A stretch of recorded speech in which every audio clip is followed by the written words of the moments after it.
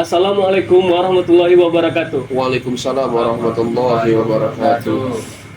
Gini Rat, malam ini kita buka-buka sesi tanya jawab lah, atau bahasa keren Arabnya ini suila ilal ustazi. Oke.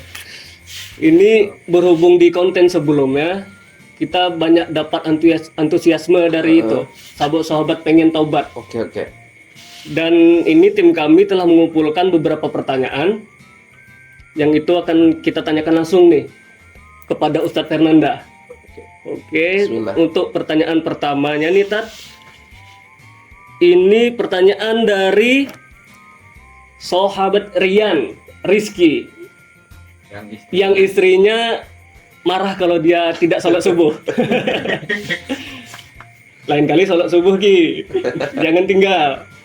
Pertanyaannya Tat, Assalamualaikum warahmatullahi wabarakatuh. Waalaikumsalam warahmatullahi wabarakatuh. Apakah ketika telat bangun nih untuk mengerjakan sholat subuh, ketika kita bangun jam 8 pagi, apakah boleh melakukan sholat subuh lagi? Oke. Bismillah, alhamdulillah, wa bisyafaati rasulillah, amma ba'du. Apakah kalau misalkan kita sholat subuhnya jam 8, Ya, intinya seperti itu kan? kebangunnya lah jam Bangunnya 8. jam 8, apakah masih ada waktu untuk sholat subuh lagi. Jadi seperti ini, dalam fikih itu ada beberapa pandangan yang harus kita jadikan sebuah patokan, tapi tidak mesti harus menjadi selalu patokan. Jadi seperti ini. Ketika seseorang itu terbangun jam 8, ada sebagian ulama yang mengatakan bahwa disitulah waktu untuk sholat subuhnya. Karena apa? Karena tolak ukur subuh ini adalah bangunnya. Cuma ini tidak bisa jadi salah satu hujah atau dalil dengan beberapa kondisi. Jadi memang ada yang mengatakan ulama kita, jam berapa kita bangun, di situ loh waktu sholat subuh kita. Cuma lihat dulu asbab dia itu atau sebab dia itu menjadi telat bangun itu karena apa. Jadi harus dikaji dari situnya.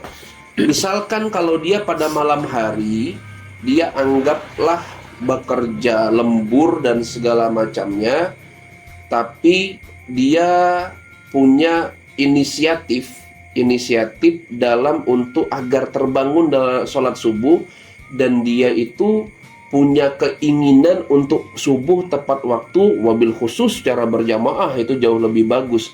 Hingga dia berpesanlah kepada istrinya yang tadi yang hobi marah-marah itu yang misalkan bangunkan abang sholat subuh. Itu yang pertama, ada ikhtiar yang harus dilakukan. Yang kedua, dia kan punya smartphone, punya HP, pasanglah alarm berlapis. Misalkan kalau memang dalam keadaan lelah seperti itu, pasang alarm berlapis, misalkan jam 4, jam 4 lewat 10, 4.20, 4.30, 4.40, 4.50 kalau jam subuh kita gitu, 4.50. Jadi pasang alarm berlapis. Nanti ketika ikhtiar itu sudah dilakukan, istrinya sudah membangunkan, bang, bangun sholat subuh yuk. Kata si suaminya, malas aku. Ini beda kasus.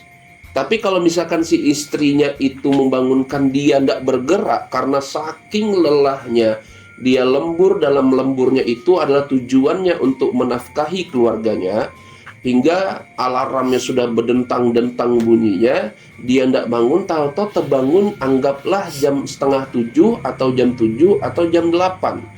Maka sontak saat itu dia bangun, yang harus paling dia ingat itu adalah aku belum sholat subuh.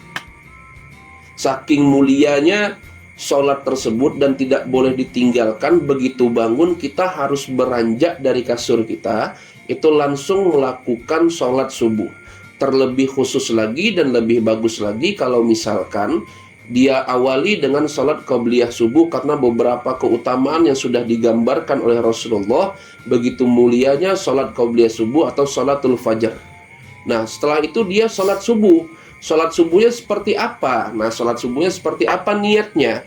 Kalau bisa, kata ulama kita ada dua pendapat. Pendapat yang pertama itu adalah dia berniat usolli, kalau niat biasa dulu ya. Usolli fardhu subhi rak'ataini mustaqbilal kiblati lillahi ta'ala. Hilangkan adaannya. Karena adaan itu sifatnya tunai pada waktunya.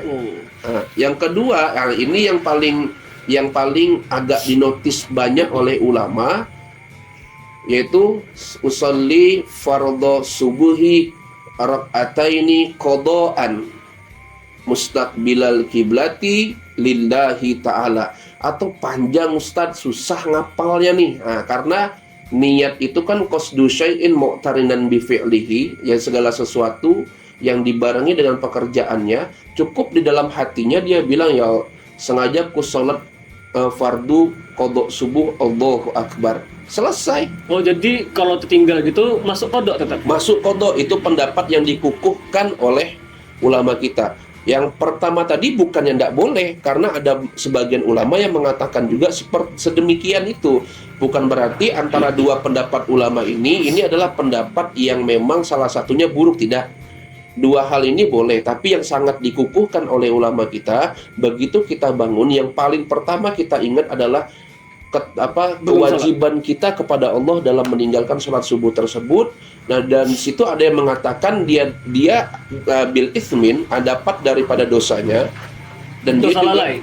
Dosa karena lalainya tersebut. Tapi ada juga pendapat ulama yang mengatakan karena dia sudah ikhtiar dalam untuk menunaikan sholat subuh, tapi karena kelelahannya dan segala macamnya itu yang sifatnya itu adalah tidak buruk ya, maka itu bila ismin. Cuma jangan kebiasaan.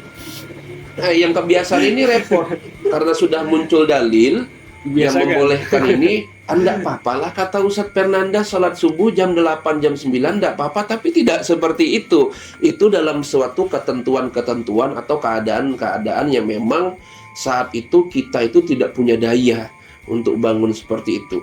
Nah, ini tapi itu alasannya itu adalah karena uzur syar'i. Uzur syar'i di antara cari nafkah itu kan uzur syar'i. Tapi kalau misalkan aku begadang nonton konser Blackpink, nggak ada kisah kayak gitu. Atau misalkan aku begadang main Mobile Legend, ada kisah kayak itu, mabar kayak itu. Itu walaupun ikhtiaran tidak digambarkan seperti itu, tetap aja dia kena dosanya. Tapi walaupun kena dosanya bukan berarti gugur sholat subuhnya. Tetap dia harus melaksanakan sholat subuhnya sebagai tanggung jawabnya kepada Allah Subhanahu wa ta'ala. Maka hal ini harus menjadi salah satu alarm diri kita. Malam hari itu kita habiskan untuk apa? Kita tahu misalkan kelemahan kita ini, karena kita tahu diri kita sendiri ini kayak gimana, kita tahu kelemahan kita itu seperti apa. Misalkan ada sebagian orang yang memang ketika bunyi sedikit aja bergerak dia terbangun. Itu luar biasa. Dan yang kedua, ada memang tipikal orang yang ketika sudah berdentang-dentum sekalipun, walau ibaratnya gempa bumi pun dia tidak bangun kayak gitu kan. Itu ada uzur yang membolehkan, ada sesuatu hal dalam syariat kita yang membolehkan, tapi tidak untuk menjadi kebiasaan. Tapi tetap dia harus berusaha, karena dia tahu kelemahan dirinya itu seperti apa. Bangun subuh misalkan kelemahan diri dia, maka dia harus memperbaiki hal tersebut. Di antaranya misalkan dia malam hari itu udah semampu untuk tidur jam 10, jam 11, hingga dia bisa terbangun di jam 4 ataupun jam 5 yang memang dalam kurun waktu itu masih dinyatakan waktu afdolnya subuh gitu kan. Ya lakukan seperti itu kalau tidak ada yang bermanfaat atau tidak ada uzur-uzur yang memang menyebabkan kita untuk harus larut-larut dalam malam hal itu, apalagi cuma sekedar main game, apalagi judi online, apalagi bercintaan, apalagi hayal-hayalan tidak betul kayak gitu kan. Itu tidak ada yang hal demikian. Tapi kalau misalkan seseorang itu berusaha sekuat mungkin untuk bangun subuh, maka walaupun nanti dalam usahanya tersebut dia tidak bangun, maka di situ ada keringanan waktu bangunnya, itulah dia melaksanakan sholat subuh. Itu yang pertama. Yang kedua, sebisa mungkin begitu bangun, yang kita ingat adalah kewajiban kita kepada Allah yang belum tuntas. Jangan buka HP dulu. Buka HP, tahu-tahu scroll TikTok, muncullah orang mau joget-joget, nikmat pula. Enggak dilalaikan sampai jam 9, naudzubillahi min dzalik, sampai jam 10. Itu yang enggak beres. Cuma ini tidak harus menjadi suatu kebiasaan. Seseorang itu harus selalu memperbaiki hubungannya kepada Allah Subhanahu wa taala, terkhusus dalam ibadah-ibadah yang notabene-nya itu adalah fardu. Maka untuk saudaraku Rizky, jam 8 engkau bangun, disitulah waktumu sholat subuh, karena itu merupakan tanggung jawabmu kepada Allah, tapi bukan berarti itu menjadi kebiasaanmu setiap hari. Engkau harus tetap berusaha sebagaimana mungkin ketika engkau masuk kerja tepat waktu, begitu juga engkau menjalankan kewajibanmu kepada Allah tepat waktu. Jadi seperti itu. Oke. Wallahu a'lam. Wallahu a'lam bishawab.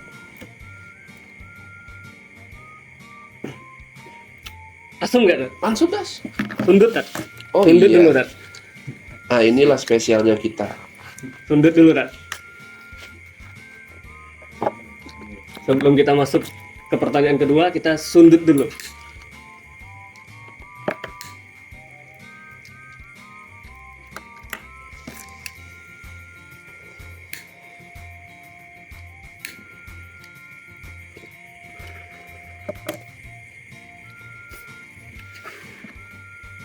Kita masuk ke pertanyaan kedua, Tat. Oke, khair. Bismillah.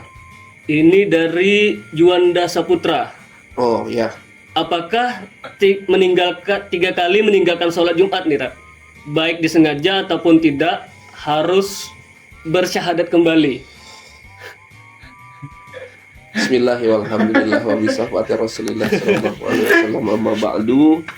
Kalau mungkin lebih kepada kafir dia itu memikirkannya tidak. Iya, soalnya ada yang seperti itu kata-katanya. Kalau anak pribadi tidak berani mengatakan seperti itu, karena ada beberapa dalil langsung sahih dari Nabi Muhammad SAW bagi orang-orang yang meninggalkan Jumat tersebut karena sesuatu ya. Kerjaan itu misalnya. Misalkan ya hal demikianlah. Contoh misalkan safar. Kalau safar itu kan tidak wajib untuk sholat Jumat, tapi harus ada ketentuan safarnya atau bepergiannya. Jaraknya gitu. Jaraknya tertentu. Tapi misalkan ini ancaman keras dari hadis Nabi Muhammad, bukan berarti ini saklek, tapi begitulah syariat yang harus kita sampaikan.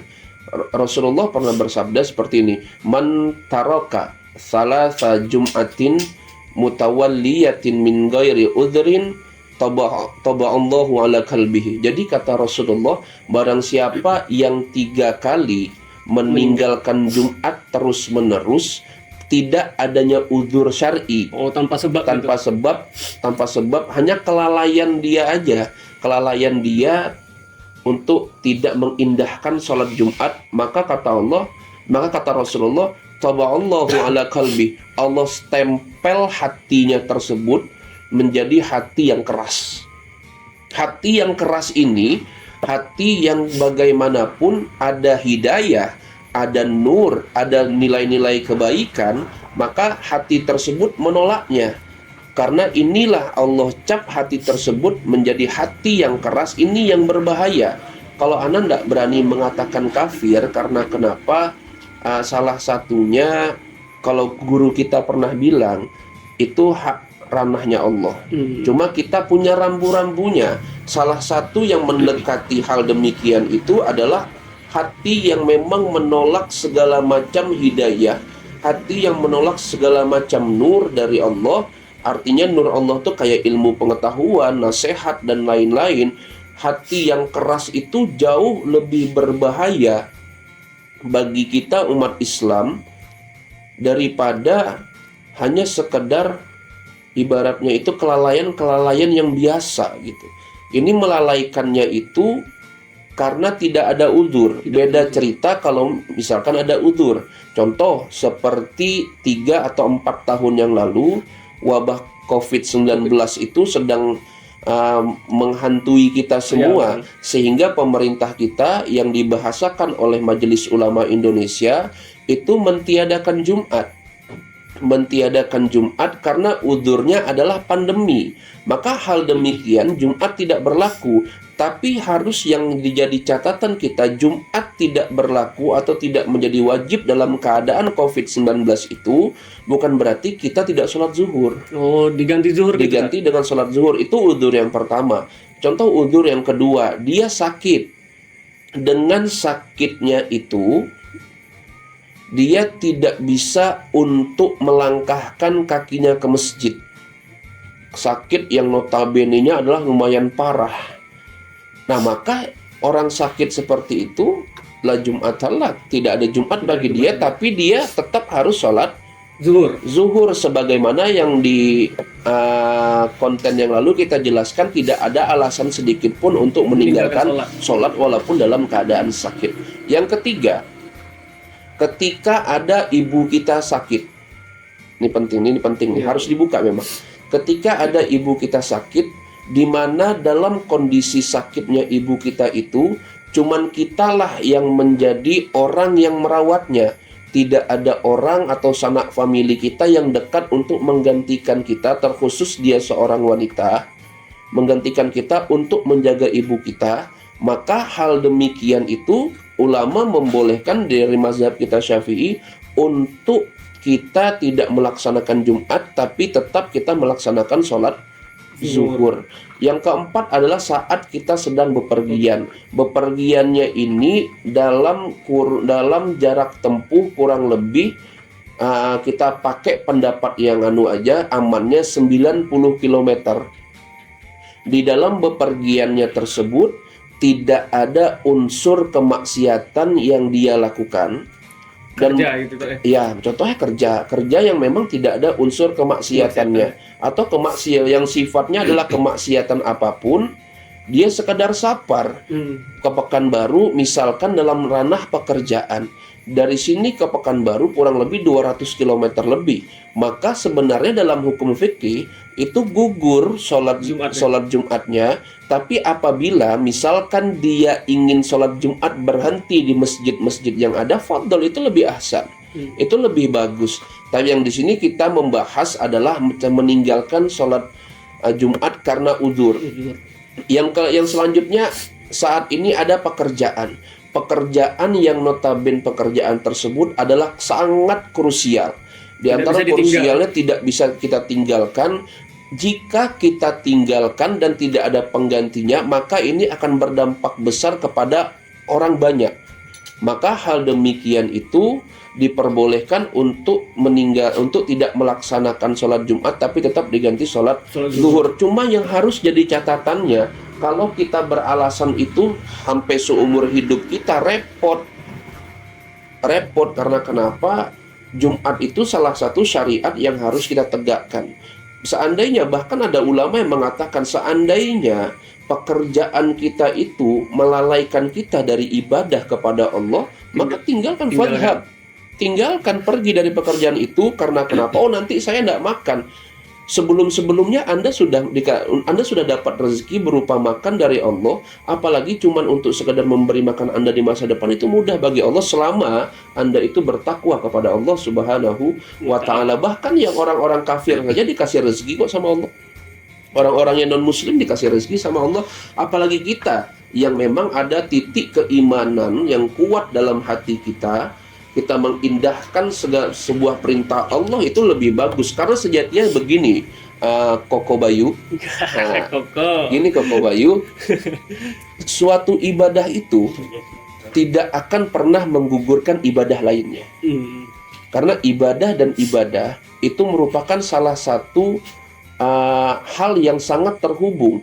Jadi tidak ada kisahnya ibadah sesuatu ini yang kita kerjakan malah menjadi meninggalkan ibadah sesuatu, apalagi yang wajib. Jadi itu yang demikian. Nah, adapun yang kedua, man taraka salasa jum'atin tahawunan.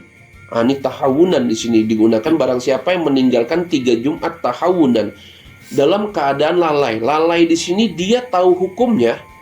Dia tahu hukumnya disengaja. Karena misalkan dengan kelalaiannya itu dia mengacuhkan perintah Allah ini, maka di sini tauba Allahu ala qalbi, distempel juga hatinya menjadi hati yang keras. Di sini kelalaian demikian apa? Misalkan dia tahu kalau Jumat itu adalah kewajiban kita, hingga dia sengaja melalaikannya itu. Karena apalagi ini celaka nih orang yang beranggapan seperti ini. Aku baru 1 kali ini meninggalkan sholat Jumat, Masih ada 2 lagi. sisa 2 lagi. Nah ini nih yang celaka nih orang seperti ini nih. Karena kenapa? Yang dia permainkan adalah syariat Allah. Ingat, uzur-uzur meninggalkan sholat Jumat itu bukan uzur yang berkaitan dengan kelalaian. Bukan berkaitan dengan kelalaian. Repot kalau misalkan itu karena kelalaian. Apalagi gitu, udah 2 nih, besok aku sholat Jumat lah biar nggak dicap kafir. Oh, enggak kayak gitu tolak ukurnya. Anda meninggalkan 1 kali sholat Jumat itu celakanya luar biasa. Apalagi 3 kali dicap Allah, distempel Allah langsung dalam hati kita. Jadi hati kita ini menjadi hati yang sangat keras, hati yang mati daripada hidayah Allah, daripada nur ilmu Allah, daripada nasihat, daripada semua kebaikan. Bahkan yang luar biasanya lagi, kau Bayu, ada sebuah hadis Nabi Muhammad yang berkata seperti ini: Man sami'a azan, barang siapa yang mendengar azan, salasa jum'atin, 3 kali Jumat, azan itu maksudnya itu 3 kali azan Jumat, tsumma lam yahdur, akan tetapi dia tidak hadir untuk memenuhi panggilan Jumat itu, maka kutiba 'alal munafikin, maka Allah tuliskan dia sebagai orang-orang yang munafik. Ini lebih parah. Munafik itu karena kenapa? Munafik itu tempatnya itu fidarki asfalinar. Itu kalau ada yang paling bawah, itu bawah lagi. Orang kafir aja tidak sampai di situ. Orang kafir nggak sampai di situ, tapi orang munafik sampai di situ. Bahkan kalau kita bahasakan seperti ini, orang non muslim tidak sampai di derajat fidarki asfalinar, dia cuma jadi kayu bakar kalau bahasa kita di Islam itu, kayu bakarnya. Nah dia ini lebih daripada itu. Karena dia diberi nikmat oleh Allah untuk mendengar, apalagi pendengarannya tersebut adalah berupa suatu ibadah, tapi dia tidak mengindahkan daripada ibadah yang Allah seru itu, maka di sini kutiba 'alal munafikin, maka Allah catat dia sebagai seorang yang munafik. Allah naudzubillah min dalik, hal yang demikian ini karena kenapa? Ini jauh lebih berbahaya daripada sekedar dia kafir. Karena kenapa? Allah kasih nikmat dia untuk mendengar, Allah kasih dia masih nikmat untuk berjalan, Allah kasih niat dia, Allah kasih kesehatan dia untuk menghadirkan dirinya kepada masjid tersebut, tapi dia tidak datang. Nah ini jauh lebih berbahaya daripada sekedar kafir, karena orang-orang kafirnya tidak sampai fidarki asfalinar. Sedangkan orang munafik itu ada di fidarki asfalinar. Ini jauh lebih berbahaya, naudzubillah min dalik. Maka ketika seseorang karena kejahilannya, karena ketidaktahuannya masalah hukum daripada Jumat ini, orang yang mendengar video ini, maka tidak ada lagi kata-kata tidak tahu. Oh, itu menggunakan kata-kata ketidaktahuan dimaafkan. Tidak bisa seperti itu. Karena kenapa demikian? Bahwa sekarang hidayah Allah itu kalau bahasa Banjarnya berserak di mana-mana. Tinggal kita mau menjemput apa tidak. Ketidaktahuan kita itu jangan sampai itulah yang menjadi menyusahkan kita nanti di hadapan Allah. Karena kenapa? Kita selalu bergentayangan dengan ketidaktahuan, sedangkan pengetahuan keilmuan Allah ini banyak sekarang di tembilahan khususnya. Kita tidak jemput hal demikian, malah ini lebih berbahaya sebenarnya.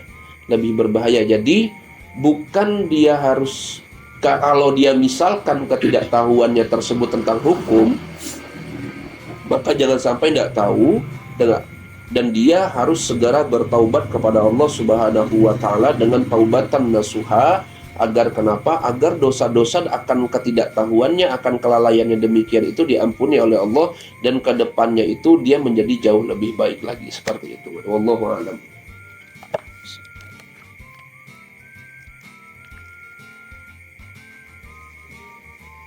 Kita lanjut ini, Tat. Boleh. Kita lanjut pertanyaan ketiga, Tat. Pertanyaan ketiga,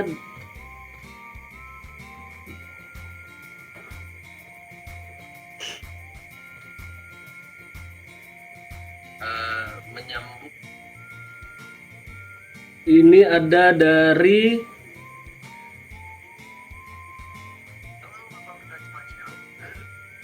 bentar.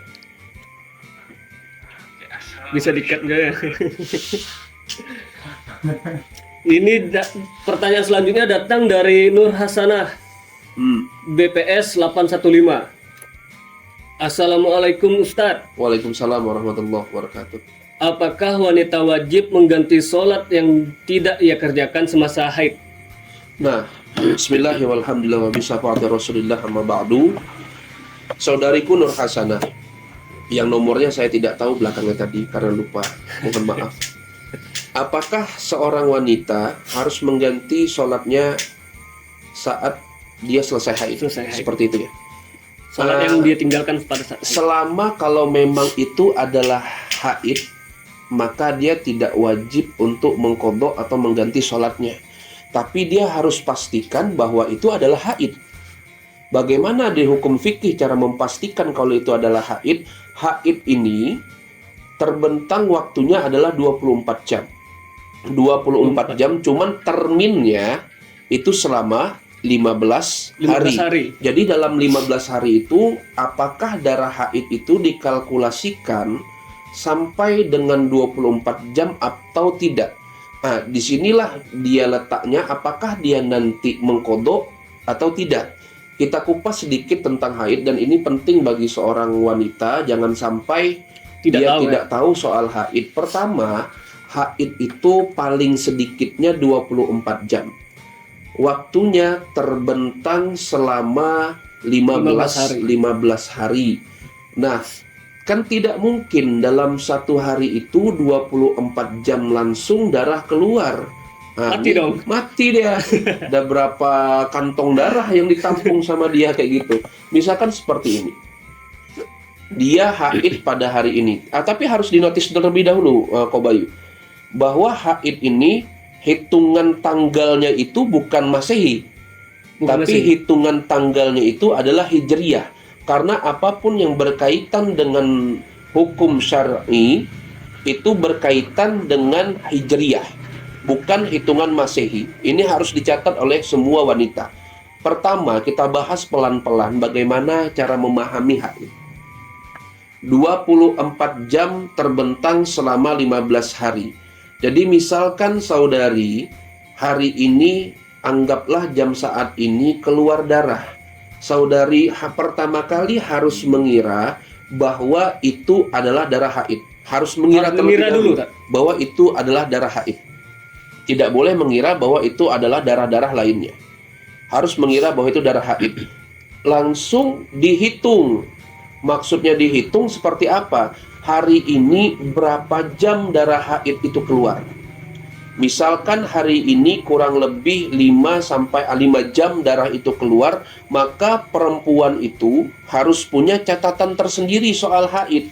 Note gitu ya? Note sendiri. Misalkan hari ini hari Senin. Senin dalam kurun waktunya keluarnya 5 jam di pagi hari dari jam 7 sampai jam 11. Nah, nanti kering tuh kan, karena tidak setiap jam dia akan keluar. Nah, nanti tahu-tahu dia merasakan bahwa darahnya itu keluar nanti di jam 5 sore. Maka dicatat dari jam 5 sampai misalkan jam 9. Berarti kurang lebih ada berapa itu? 4 jam. Nah, di hari Senin dia keluar 4, berarti totalnya adalah 9 jam. Ditunggu lagi hari Selasa. Misalkan hari Selasa kering, tidak ada darah keluar, jangan langsung taharoh. Tahu-tahu hari ketiga keluar lagi. Anggaplah kalkulasinya itu adalah 10 jam. 10 jam. Jadi kalau di total baru ada 19 jam. Tahu-tahu sampai hari ke-7, karena kebiasaan wanita haid itu adalah 7 hari. 7 hari. Di hari ke-7 dalam hitungan Hijriyah tahu-tahu darahnya tidak keluar, stuck di 19 jam. Tunggu dulu, jangan toharoh terlebih dahulu, jangan mandi besar dulu. Karena masa paling lama haid itu ada 15 hari. 15 hari. Jadi kita tunggu selama 15 hari. Kemungkinan 2 hari ke depan ada keluar darah itu. Nah, 2 hari ke depan anggaplah keluar kurang lebih 5 jam. 19 tambah 5 Pas 24. 24 jam. Berarti di hari ke-9 itu sudah genap 24 jam, berarti positif bahwa itu adalah darah haid. Jadi nanti terlepas nanti dia kering atau masa sudah tidak keluarnya dari 9, 10, 11 sudah tidak keluar, baru di situ seorang wanita boleh baru boleh mandi besar atau toharoh. Ada pula kasus yang memang dia tidak menghitung, tahu-tahu iklan sebentar atau karena kenalpotnya Uber.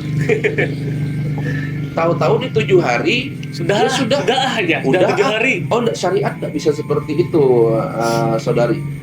Jadi kita harus menghitung semua segala macamnya. Walaupun di sini nanti ada sebuah kejadian, ini tapi sedikit di antara para wanita pada umumnya. Ketika di hari ke-15 tahu-tahu dia menghitung darahnya itu cuman keluar 23 jam. Belum genap 24. Belum genap 24. Maka di situ kita nyatakan, ulama sepakat menyatakan empat mazhab bahwa itu bukan darah haid, tapi itu darah istihadah. Itu darah istihadah atau damul fasad, atau bahasa Indonesianya itu adalah darah kotor. Darah kotor berarti karena bukan haid yang keluar, tapi istihadah atau damul fasad yang keluar, maka selama 15 hari kemarin dia tunggu dan dia mengira bahwa itu haid, ternyata bukan, maka di situ dia muncullah kewajiban dia untuk mengkodok sholat yang tertinggal selama 15 hari itu. 15 hari itu, tapi tidak sama sekali dihukumi dosa. Karena kenapa? Awalnya dia merasa bahwa dirinya haid adalah haid. Dan yang harus kita perhatikan kembali, misalkan anggaplah kita ambil titik biasanya waktu haid itu adalah 7 hari. Dari 7 hari kita haid, selesai daripada haid ini, kita harus menunggu 15 hari masa suci baru bisa dinyatakan darah yang keluar esoknya adalah darah haid. Jadi kalau misalkan hitungan bersih kita atau masa suci kita kurang dari 15 hari, itu dinyatakan oleh ulama kita di mazhab Imam Syafi'i bahwa itu bukan darah haid tapi darah istihadah atau damul fasad. Dia tetap wajib untuk sholat. Cuman cara sholatnya karena dia ada daim hadas atau sedang berhadas seperti itu, begitu azan Allahu Akbar, baru dia bersihkan farjunnya tersebut atau kelaminnya tersebut, baru dia ambil wudhu. Dia tidak boleh mengambil wudhu sebelum masuk waktu sholat. Jadi begitu masuk waktu sholat Allahu Akbar, dia pergi ke kamar mandi, dia bersihkan kalau misalkan darah itu keluar. Barulah dia langsung dengan segera mendirikan waktu sholat. Tapi ingat, tidak boleh wudhu sebelum masuk waktunya sholat. Tapi kalau misalkan setelah 15 hari, misalkan di 15 hari ke depan tahu-tahu kita haid, kalau kita keluar darah, di situ baru dapat dinyatakan haid. Walaupun wahai ukhti fillah, itu masih 14 hari masa suci, itu tidak dapat dinyatakan bahwa itu adalah darah haid. Tapi tetap itu damul fasad. Walaupun keluarnya nanti sampai hari ke-15 atau hari ke-16, nah di hari ke-16-nya itulah dinyatakan bahwa darah yang keluar itu adalah darah haidnya. Jadi dia melewati 15 hari masa suci. Itu rumusnya. Yang selanjutnya adalah dia tidak keluar lebih daripada 15 hari. Kalau hari ke-16 keluar, nah disinilah masuk bahwa darah yang di hari ke-16 tersebut adalah darah istihadah, dan di hari ke-15 walaupun dia masuk ke hari 16 nanti dia masih keluar darah, dia tetap dituntut untuk mandi besar atau toharoh. Karena kenapa? Di hari ke-16 itu bukan lagi darah haid tapi darah istihadah, dan dia wajib untuk mendirikan sholat pada waktu sholat begitu waktu sholat itu masuk. Yang selanjutnya, darah haid ini keluar pertamanya itu ukurannya adalah pada seorang wanita yang usianya itu genap 9 tahun dalam hitungan Hijriyah, bukan dalam hitungan Masehi. Jadi misalkan dia kurang 1 bulan lagi umurnya 9 tahun, itu bukan darah haid, tapi itu darah istihadah. Nah, jadi harus umur 9 tahun minimalnya. Minimal. 9 tahun hitungan Hijriyah pun dalam 9 tahun dia belum keluar darah haid, tidak masalah. Itu letak minimalnya adalah 9 tahun. Yang selanjutnya, darah haid ini tidak bisa didahului oleh darah nifas. Nifas, haid adalah haid. Jadi itu, kita harus punya catatan khususnya untuk seorang wanita dalam arti catatan dia waktu haidnya. Harus dicatat, karena ini berkaitan dengan syariat. Jangan sampai apapun yang berkaitan dengan syariat kita sepelekan, naudzubillahi min dzalik. Jadi belum tentu, wahai ukhti fillah, wahai saudariku yang dicintai oleh Allah, belum tentu 7 harimu masa haidmu itu belum tentu itu darah haid. Belum dapat dipastikan itu darah haid. Genapkan dulu 24 jam gitu. Harus genapkan dulu 24 jam. Maka penting bagi seorang wanita punya catatan khusus, atau kalau ada orang yang memang dia nempelkan whiteboard, papan tulis di kamarnya, itu gunanya menghitung waktu haidnya. Misalkan hari Senin berapa jam, hari Selasa berapa jam, hari Rabu berapa jam. Terdikalkulasikan semuanya, apakah nanti genap 24 jam, walaupun ya wahai ukhti fillah, walaupun dalam 3 hari sudah 24 jam, itu tidak mesti harus kita toharoh, karena batas minimal haid, dinyatakan haid itu adalah 24 jam. Jadi walaupun nanti hari ke-4, ke-5, ke-6-nya keluar, itu Anda itu sudah dinyatakan bahwa itu haid, maka tidak lagi kita bergamang-gamang bahwa itu istihadah. Walaupun nanti bersih di hari ke-7 udah bersih, hari ke-8 bersih, ya sudah toharoh saja, seperti itu. Jadi haid ini salah satu bahasan yang memang panjang sebenarnya. Kita bahas haid itu kurang lebih ada 2-3 kali pertemuan untuk membahas haid. Cuman dalam sesi kali ini kita persingkat biar kita itu bisa paham bahwa karena tadi pertanyaan berkaitan dengan mengkodok ya. Mengkodok sholat. Berkaitan dengan mengkodok sholat. Nah, disitulah kita dapat menyatakan apakah selama 15 hari masa paling lama haid itu, apakah kita dinyatakan haid? Kalau dinyatakan haid, inilah rukhsah atau kelonggaran atau kemudahan dari Allah bahwa perempuan tersebut tidak wajib untuk mengkodok sholatnya. Tapi kalau misalkan itu terjadi di bulan puasa, dia tidak wajib mengkodok sholatnya, tapi dia wajib mengkodok puasanya. Ini rukhsah kelonggaran yang dari Allah, yang disepakati oleh ulama-ulama kita, yang pastinya bersumber daripada Rasulullah SAW. Ini kemudahan-kemudahan dari Allah yang tidak perlu kita pertanyakan lagi sebenarnya, seperti itu. Jadi pahami haid itu seperti apa. Bahkan kalau mau dikatakan ciri-ciri darahnya, wah itu panjang sekali pembahasannya. Tidak cukup sesi pertanyaan kita. Kita buka di sesi pandir-pandir bermanfaat, gimana itu, Tad? Boleh lah, nanti insya Allah dengan saudara Rian kita akan ada nanti masa konten tentang memang fokus untuk membahas haid. Tentang haid. Di situ insya Allah kita gamblangkan semuanya. Mudah-mudahan kita bisa paham, dan tapi secara sedikitnya dan secara tegasnya, secara ringkasnya memahami haid ini seperti ini, wahai saudariku Nur Hasanah.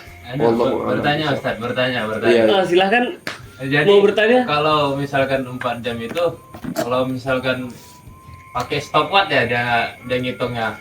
Misalkan kan nanti keluar darahnya itu. Iya, pakai stopwatch. Anda pakai stopwatch bisa jadi 4 jam 36 menit 3 kalau detik Itu Oh, iya. kan ya sampai Enggak, 24 jam. enggak mesti harus didetailkan seperti itu. Ketika sudah masuk 4 jam ya wes 4 jam, 4 jam. seperti itu. Jadi enggak harus kita mendetail gitu bagus lagi sebenarnya. Cuma ide aja pakai stopwatch gitu. Digenapkan aja gitu boleh tak? Digenapkan enggak boleh. Oh, Jadi kalau kita 4 ambil jam kurangnya. kita ambil 4 jamnya. Kita ambil kurangnya ya. Kita ambil 4 jamnya karena ini kekhawatiran kita apabila nanti bilangannya itu kurang. Malah lebih bagus itu adalah lebih. Jadi seperti itu. Oke. Oh iya, karena yang bisa mengira darah haid itu keluarnya berapa jamnya perempuan. Kita nggak tahu dong. Kita nggak tahu, kita nggak. Tapi kalau Anda sebagai seorang suami, kita bahas sedikit lagi ya, nggak apa-apa ya, Ko Bayu ya. Untuk suami, Anda sebagai seorang suami, Anda pun harus senantiasa bertanya kepada seorang istri.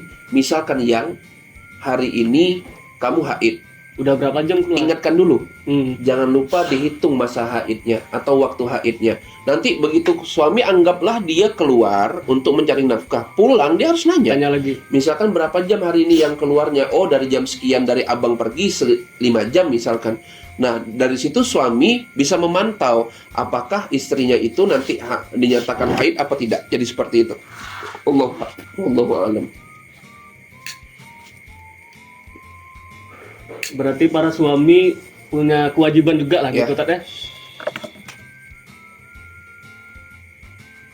Kita buka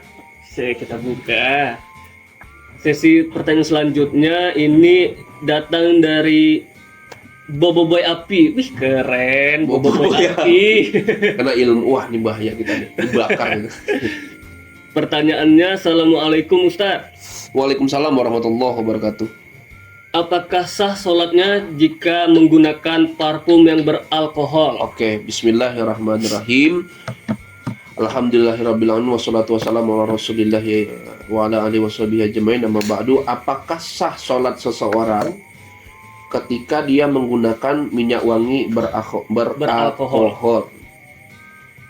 Ada beberapa ikhtilafan atau perbedaan pendapat daripada ulama kita. Pertama, yang berpendapat bahwa itu tidak boleh karena kandungan alkohol itu sama saja semuanya adalah najis. Jadi ada ulama yang berpendapat bahwa disemprotkanlah minyak wangi beralkohol tersebut, itu bajunya tersebut terkontaminasi dengan najis. Pendapat yang kedua daripada ulama kita yaitu bahwa alkohol yang digunakan di parfum itu zatnya berbeda dengan alkohol yang sifatnya adalah khamar atau memabukkan.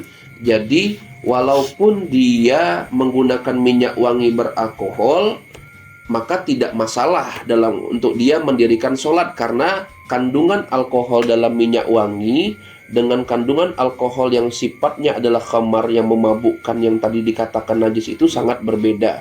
Nah, itu yang paling penting kita ketahui. Jadi kita tidak boleh juga menghakimi satu sisi karena ulama saja memberikan dua pendapat. Artinya apa? Artinya bahwa perbedaan pendapat ini bukan menjadi salah satu tolak ukur kita untuk menjadi betul, tidak. Yang memiliki dalil bahwa yang menggunakan dalil bahwa minyak wangi beralkohol tidak boleh digunakan dalam sholat, silahkan.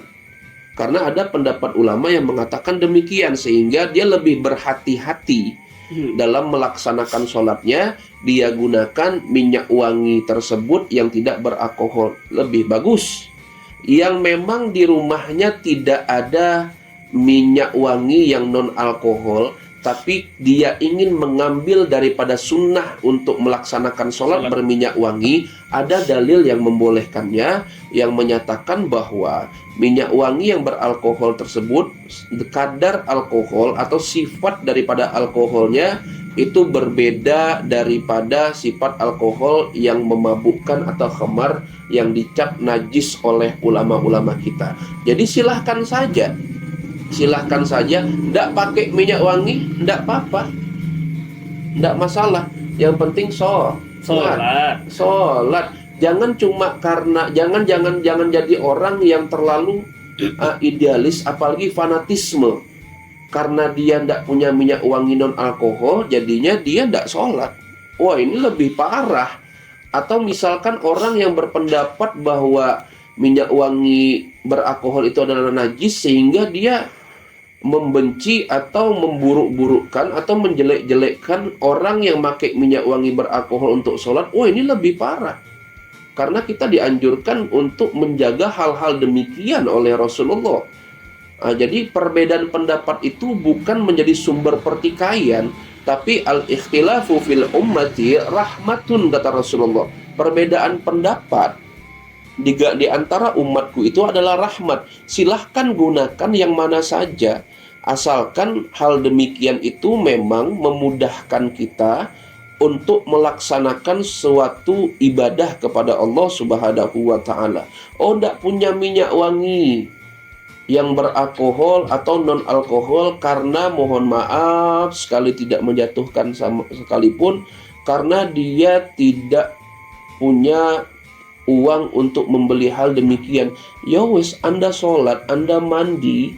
Kalau memang kita merasa bahwa diri kita ini memiliki ada sebuah hawa yang tidak mengenakan, kalau misalkan kita sholat secara berjamaah, tidak mengenakan orang, ya sudah.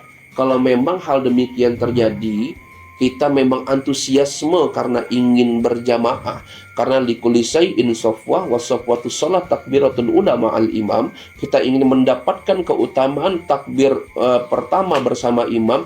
Ya sudah, Anda bersihkan badan Anda pergi ke masjid, tidak menggunakan minyak wangi pun tidak masalah. Yang penting Anda sholat.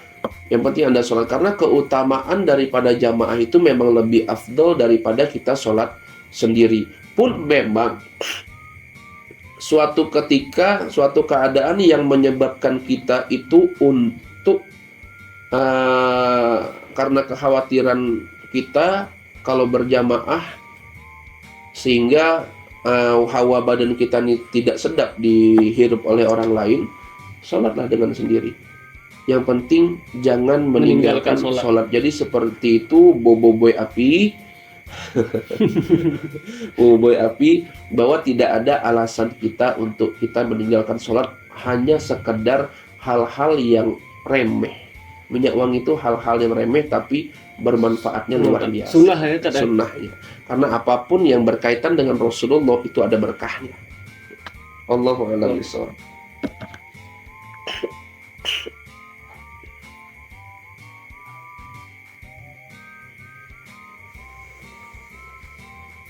Untuk sesi ini kita tutup dengan pertanyaan inilah, yang terakhir. Boleh, apa tuh? Pertanyaan dari Suganda.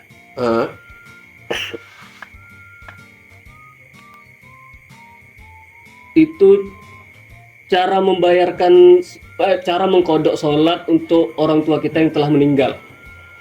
Oke, cara membayar. Jadi seperti ini. Bismillahirrahmanirrahim.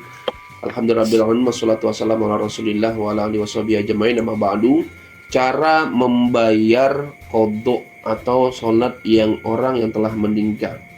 Pertama, saya hadirkan 3 pandangan. Pandangan yang pertama, tidak usah kita mengkodok ataupun tidak usah kita membayar fidyah kepada orang yang sudah meninggal, baik ayah ataupun ibu kita. Tapi kita doakan saja semoga Allah ampuni semua dosa-dosanya.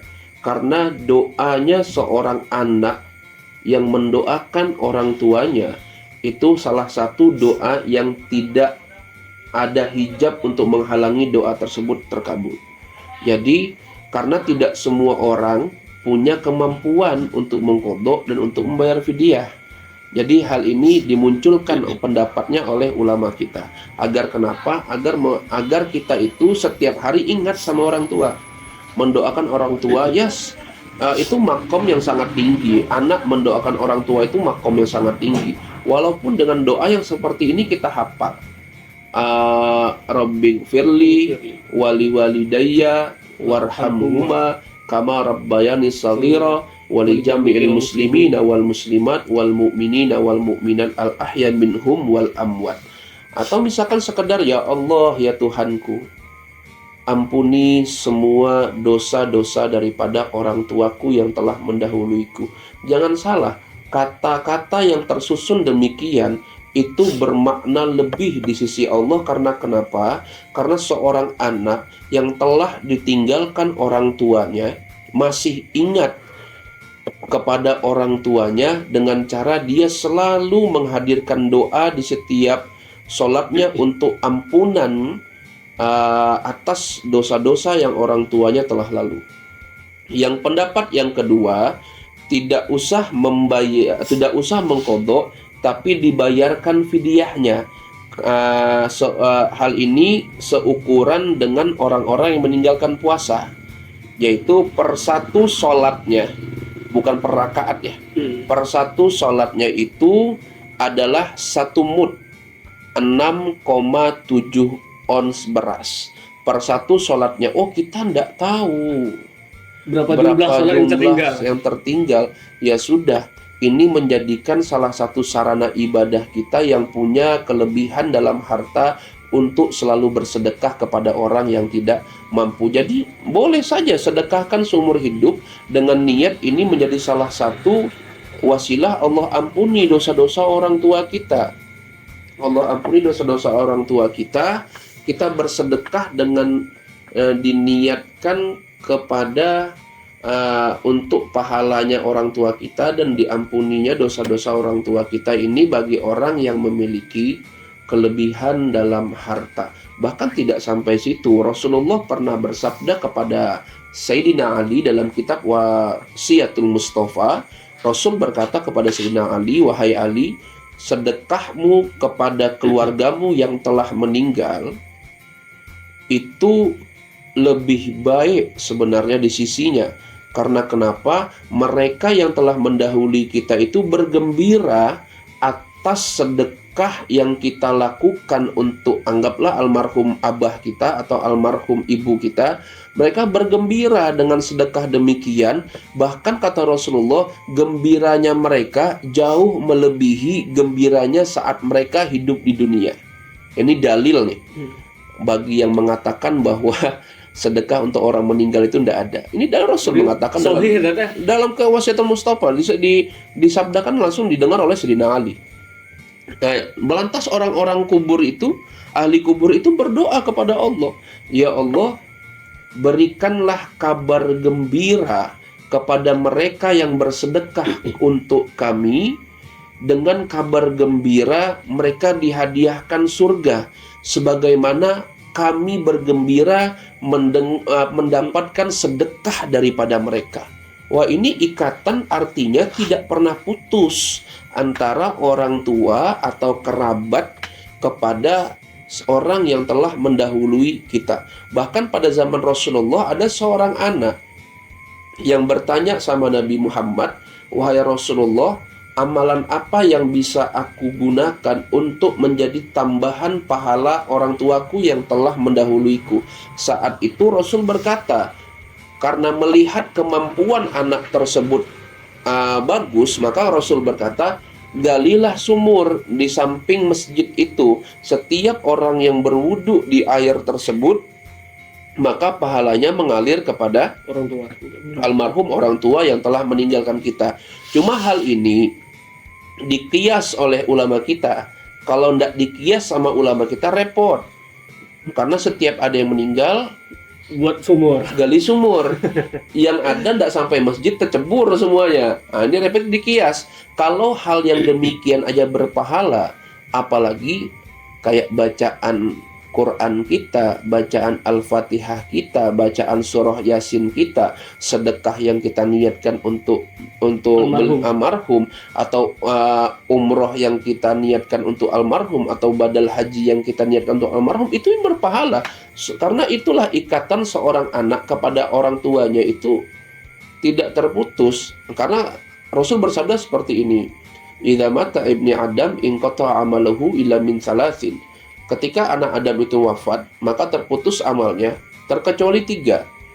Shadaqatin jariyatin, sedekah jariah. Sedekah jariah yang memang bisa diupayakan beliau almarhum saat masih hidup, atau kita yang membuat sedekah jariah itu sebagai ahli warisnya.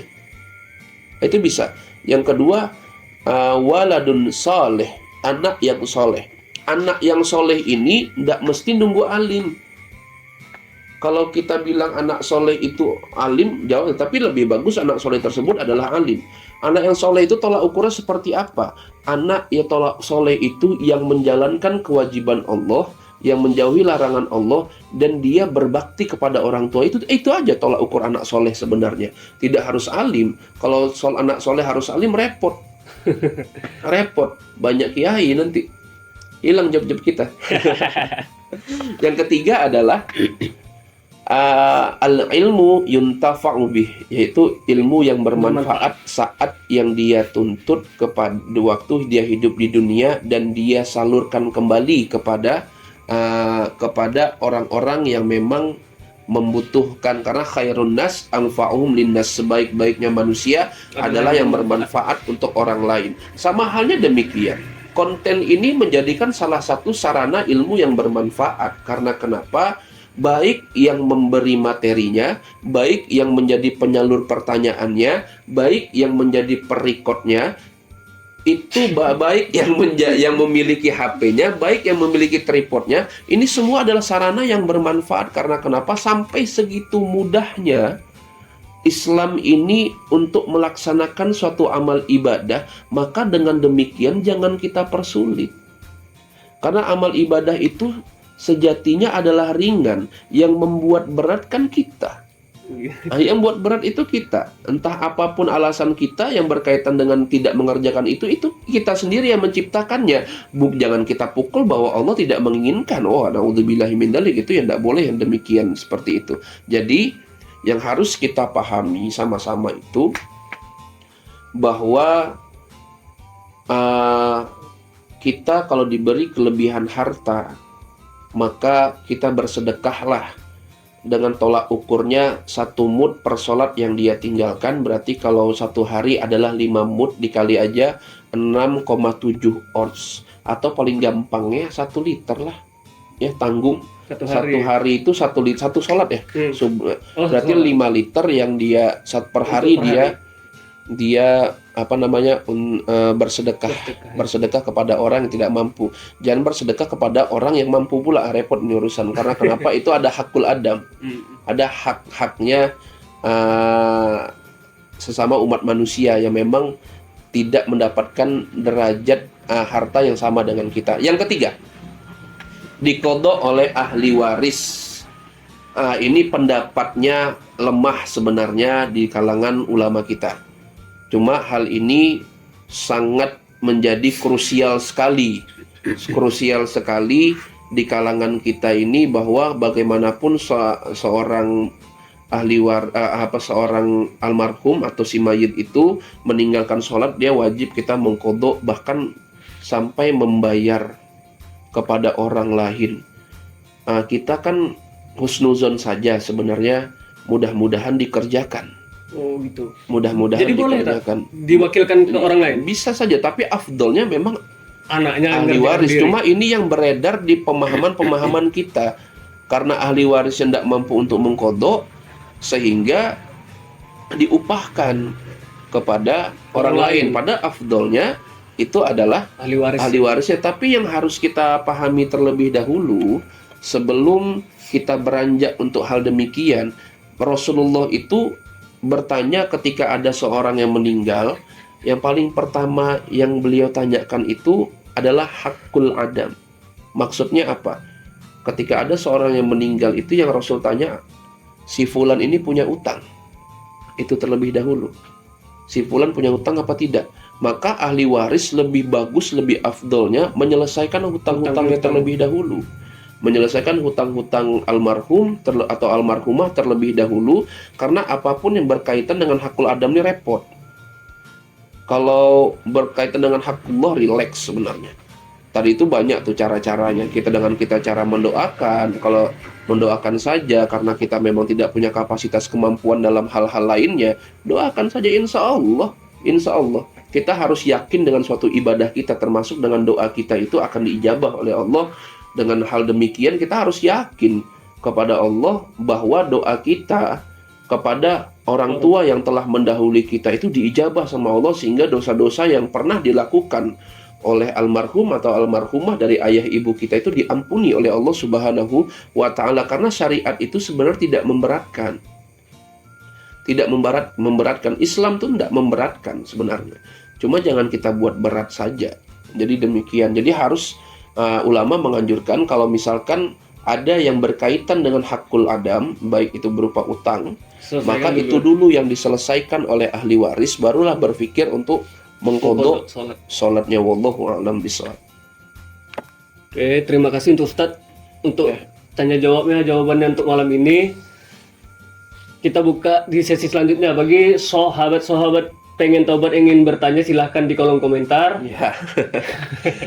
Kita tutup dulu untuk malam ini. Assalamualaikum warahmatullahi wabarakatuh. Waalaikumsalam warahmatullahi wabarakatuh.